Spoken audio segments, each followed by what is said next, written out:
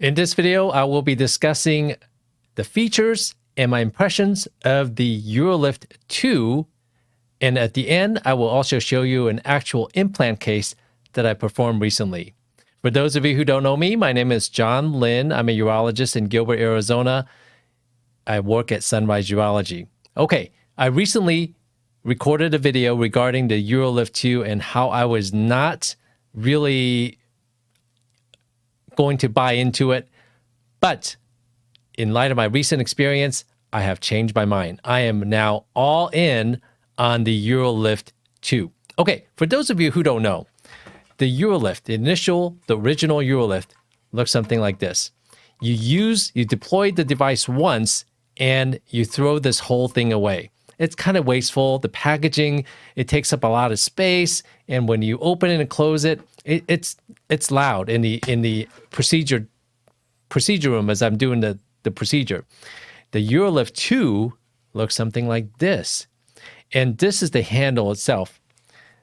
The handle mates with a cartridge.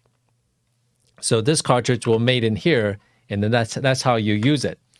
A lot of changes have been made in the UroLift 2, and I'm going to go over some of that. Okay, so first of all, there's been no change in the actual implant that is delivered into the patient. So I believe the efficacy is going to be the same, but if not better, because personally, based on my experience so far, I'm seeing maybe a little bit better compression of the lateral lobes after using this UroLift 2 cartridge system. And the change is improvement in the handle, and I'm going to go over that in detail in a second. So the packaging itself is smaller.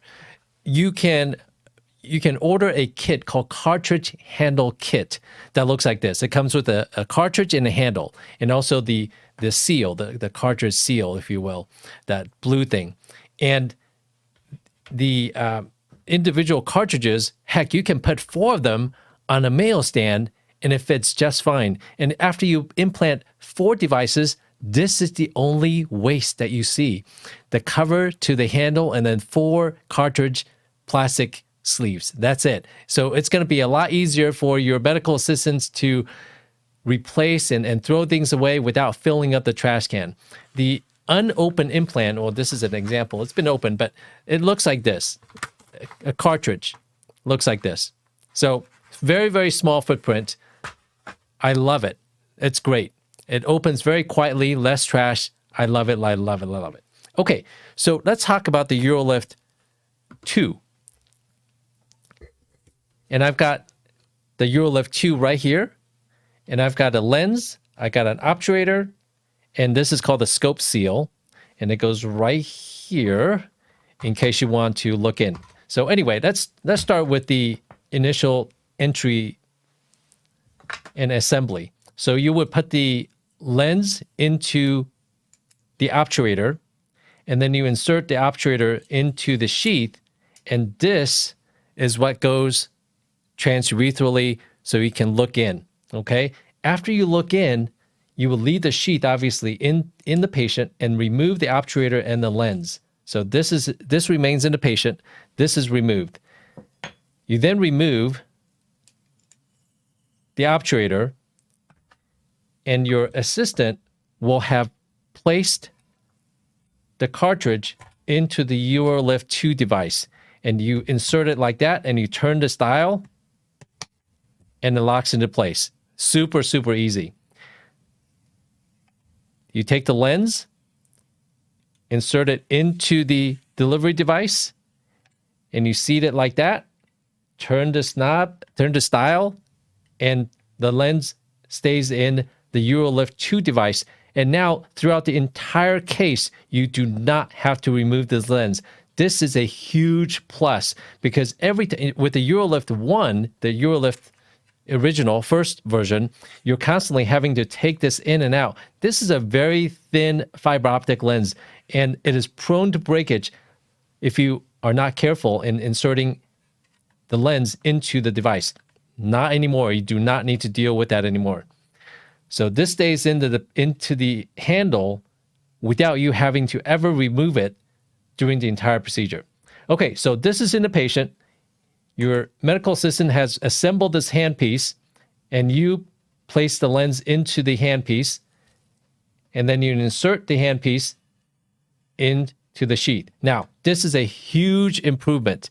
My biggest gripe last time was that this lever was very difficult to engage onto the sheath. Not anymore. They've improved it. It is so easy. It is super smooth. And with this better, easier engagement, they also improved the seal between the sheath and the handle. So this right here is better, which means less leakage and better visualization, and I don't have to go through a lot of irrigation fluid to perform the procedure. One hint as you start to perform this procedure, you want to make sure this seats really nicely right here, and then you want to turn the lever, okay? So as you insert the handle in, make sure this is pushed flush onto the handle before you turn this lever. So this is greatly improved. I love it. I absolutely love how this works. So after you place the implant, then you remove the handle from the sheath, and this is what I do. I hold the device like this with 2 fingers back here. So the camera is right here. The light cord goes out there. So I'm holding it like this as my medical assistant with her left hand disengages the old one and then places a new one in here and locks it in place. So my left hand is on the sheath, my right hand is on the handle, and somebody else is doing this for me. And that literally is how easy it is to replace the cartridge and to put it on the handle. It is so slick. So if you haven't had the chance to try it, definitely check it out. Okay, some other things that they changed. The delivery device has improved. The cartridge has improved. So one of the major changes is the angulation of the needle as it is deployed. And here's an illustration of the UL400. UL400 is the first version, which is on the bottom row, and UL2 is on the top row. It's very subtle. So on the very left-hand side, it's with the delivery device in the midline. You're not angulating the delivery device. If you look at the bottom row, as you throw the needle, you have a 12 millimeter gap between the horizontal line and the end of the needle. With the top row, if you look at the top row, that distance is only 7 millimeters. And if you look at the second one, the second picture over, that's a 10-degree angulation from the midline. If you look at the bottom, the UL400, that's a 7 millimeter difference from horizontal. But if you look at the UL2 on top, that's only a 1.5 millimeter separation from the horizontal.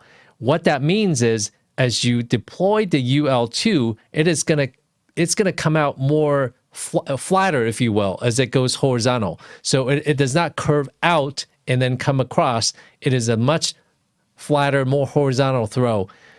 The implication for me is that I can get closer to the bladder neck without really having to worry about the needle traversing intravesically and then deploying the capsular tab. So that's a major advantage. Now, if you look at the 40-degree angulation, the picture right on top here, 40-degree angulation from the midline using the UL2, you're literally throwing the needle backwards, retrograde or antegrade, whichever perspective you're looking at. But you're throwing the needle towards you. Very impressive. So it's a horizontal. It's more of a flatter horizontal throw. And the implication is that you can get closer to the bladder neck and be a little bit more assured that you're not going to get into the bladder. So I love that improvement in the cartridge delivery. That improved needle trajectory is awesome. So we already talked about the big improvement in the seal. That is huge, and you have to, if you get a chance, you have to try it. Okay, one slight difference in the UroLift 2 is that if you look at the UroLift 1 or the UL400, here's the safety, the initial thing that you have to deploy before you can start using the delivery device. Now, on the UL2, it is much bigger. It is right back here. And it is harder. It's a little bit harder. You have to push a little bit harder to disengage this. Now, with the UroLift 1, the original UroLift, you barely touch it and it disengages, which means you can disengage it pretty much anytime, anywhere in the prostatic urethra. For the UroLift 2, the recommendation is to disengage this within the bladder before you pull the UroLift 2 out into the prostatic urethra. Okay? So deploy it like this, and you press the button like that, and it deploys, it opens up the handle. Okay? That means you can start using the device. So that is the safety. It's a bigger button and it's harder to disengage. Now, let's talk about the trigger mechanism.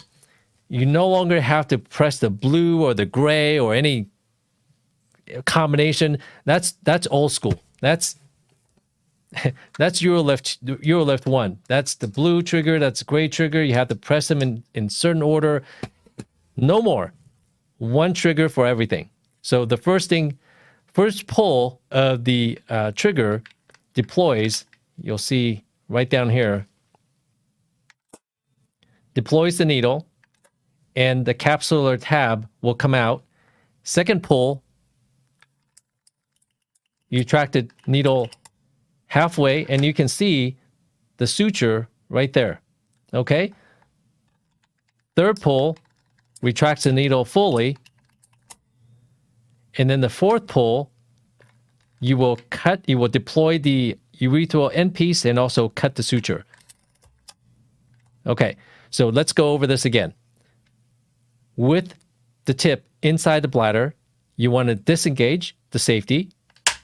Okay, the handle moves forward, or the lever moves forward, and you want to press once.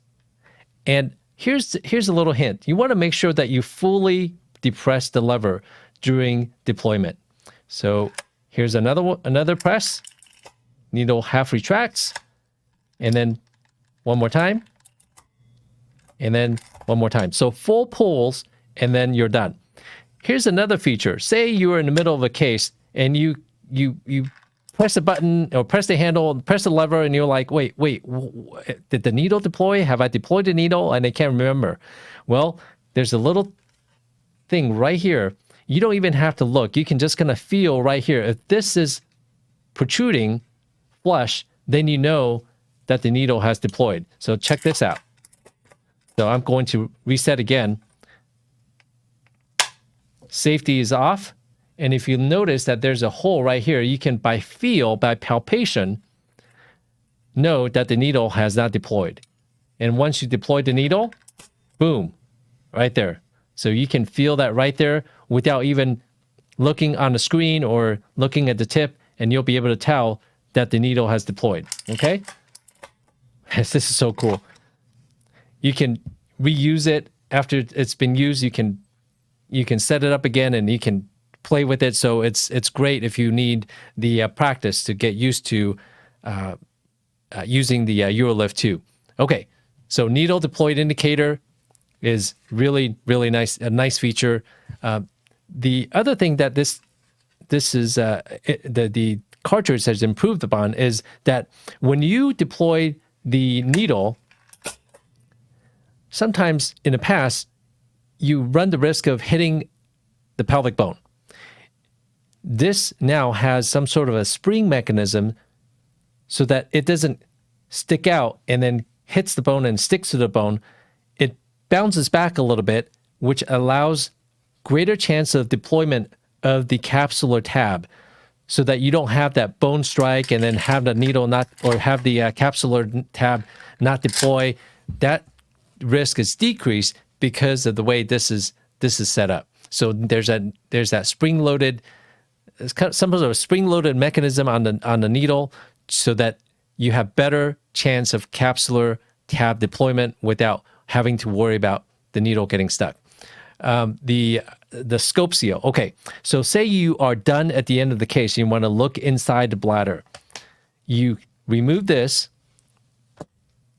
You take the scope seal, you have to put it in right here, just like that. And then you take the sheath, put it in, lock it in place, and now you can look inside the prostatic urethra without having to remove this and put it back into the obturator and all that stuff. Nope, this handle can do it all. Now, one caveat is that when you use the scope seal, this thing is going to leak a lot more than if you had an actual cartridge in the patient, like this.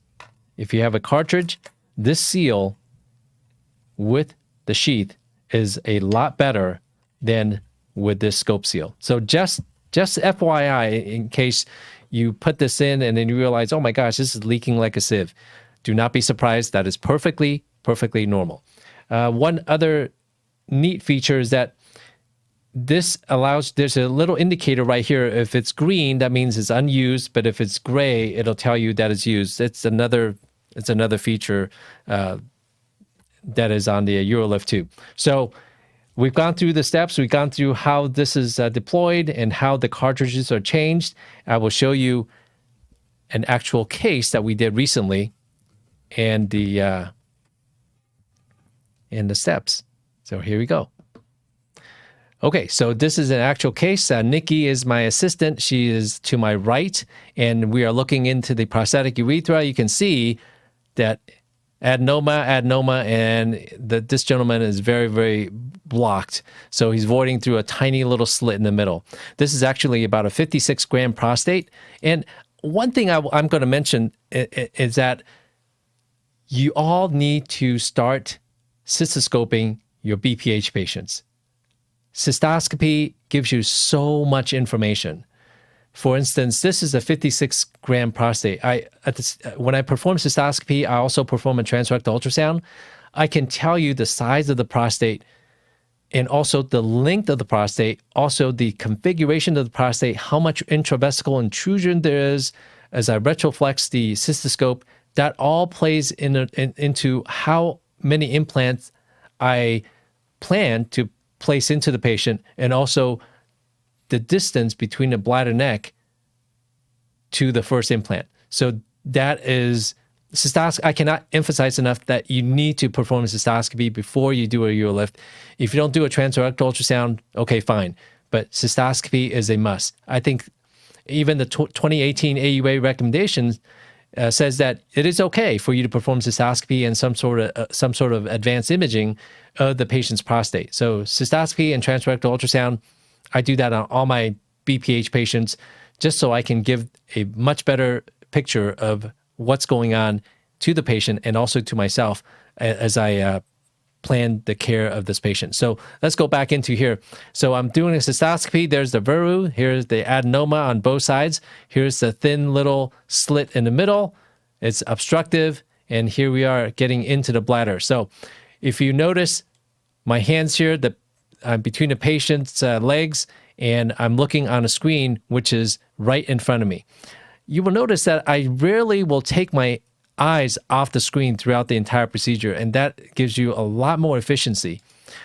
So here we are in the bladder. I'm going to remove the obturator, and Nikki removes the obturator. She loads an implant that is already a cartridge with a handle onto the handle. So that initial cartridge handle kit is assembled, and I insert the cartridge with the handle into the sheath, and you can see that on the image on the left. And I always try not to stick the delivery device into the bladder mucosa, so I try to pull back on the sheath and not stick the device all the way into the bladder. You saw that I was struggling a little bit, right, just right there. And what was happening is that I was trying to get a good seal between the sheath and the handle. So I'm going to deploy the patient's left side first. And this patient actually has about a 3 millimeter intravesical prostatic intrusion. So I pull back a little bit. And the first So here's another technique thing. The first compression, you do not want to overcompress, okay? And then you deploy by pressing the needle once, and then you press it again, and here's the white line, and you'll see the reflection of the white line a lot better and a lot easier because it'll reflect onto the metallic piece that is on the length of the delivery device or the cartridge, and also you'll see the reflection on the monofilament. So here we are deploying the other implant contralateral side, more anterior here. I pull back to about 18 millimeters from the bladder neck, and I deploy the implant. And then here we are. As you see the reflection off the metal and also the monofilament.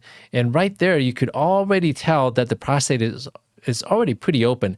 And notice what Nikki's doing. I actually rest my elbow on her left hip, and she removes the used cartridge with her left hand and then replaces the new one using her right hand. So I'm going to stack stack the implants at the bladder neck. I'm deploying the left posterior implant, compression. Here's the white reflection right there. Cut the suture, deploy the urethral end piece, go into the bladder, drain the bladder, and notice what Nikki's doing. Left hand, she removes it and replaces it with her right hand. Very, very efficient, very, very slick. I'm back in the bladder, and now I'm going to deploy the posterior implant on the patient's right side and come back a little bit more. So you can tell that the bladder neck is already pretty open. I'm going posteriorly right there. So slight compression on the first one, deploy, and then compress more, deploy, press again so that I fully retract the needle, and then the third throw, and then here's the fourth throw. I see the reflection, deploy the urethral end piece, and then cut the suture. So I stack 4 at the bladder neck, and watch what Nikki's doing. She throws the old one away, places the new one onto the handle, and I'm just showing you my finger placement behind the handle to stabilize the handle as she changes the cartridge. And here we are. I'm going to deploy the apical implant on the patient's left side, and I find the veru right there, and I go anterior, slight compression, deploy once, press some more, deploy again, press the trigger again, and now I find the white line. It's hard for you to see here, but I was able to see the white line, the reflection from the monofilament, and then I cut the suture and deployed the urethral end piece. Once again, drain the bladder, and notice Nikki's handiwork. She throws it away, replaces the cartridge onto the handle, and I go right back into the bladder and then deploy my final implant on the patient's right side apex. And you can tell that the prosthetic urethra is pretty darn open compared to how the patient started. This is going to be a pretty darn open urethra. There's a little bit of air bubble. I just deflected the air bubble, and then slight compression, first throw, second throw, third throw, and then find the white reflection, cut, deploy, and now, and I'm just commenting how easy it is to see the reflection. You can see the nice, big, open prosthetic anterior channel, pretty much not even just the anterior channel, the entire prostate is pretty darn open at the end of this procedure. So anyway, that is a 6-implant UroLift with 4 stacked at the bladder neck and then 2 placed distally at the apex of a 56-gram prostate.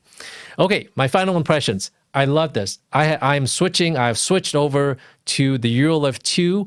I'm not going back to the UL400. It is just not as environmentally sound. The opening of the package is so loud. I can't talk during the case when that package is being opened. And also, my assistant won't have to go back and forth between the counter and where I'm sitting on the right side. She won't have to walk 2 steps or 3 steps every time she wants to hand me an implant, because the footprint of the cartridge is so much smaller that she can stack a whole bunch on a small Mayo stand and be able to replace the cartridges onto my handle extremely efficiently. Okay, so I love this thing. One trigger is better for the novice urologist. Oops, sorry. So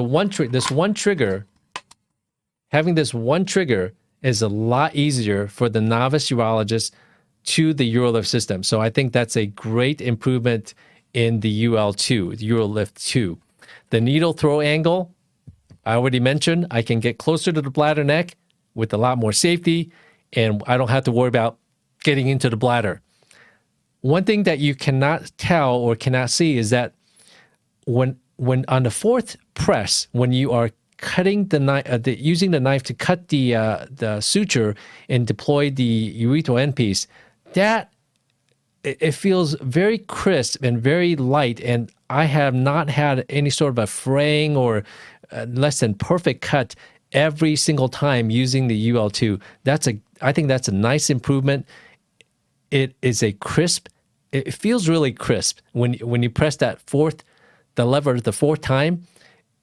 Once you use it, you'll be able to tell. It feels very differently. I've performed UroLift. I've used thousands of the UroLift 1, the first version, and now compared to the UroLift 2, it feels that feeling of deploying or cutting that suture is a lot more, I don't know, it makes you feel more confident and just feels crisp. I really like the way it feels.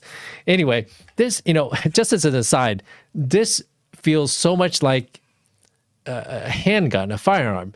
The trigger mechanism, the reset on the trigger mechanism, this feeling the needle deployment with your finger, this is kind of like a loaded chamber indicator, right? Anyway, for those of you who are into shooting, a lot of similarities. Safety, right? Take the safety off before you can use the device. So anyway, that's an aside. Okay, less leakage means better visualization. Less leakage between the sheath and the device. This interface right here, greatly improved. And this lever is so easily maneuverable now. I mean, with one finger, I can move it back and forth. The first version, when I tried it about 5 months ago, no bueno. This is the way to go. This is awesome. Okay, I think, just anecdotally, I think I'm getting better compression of the lateral lobes using the new device, using this cartridge.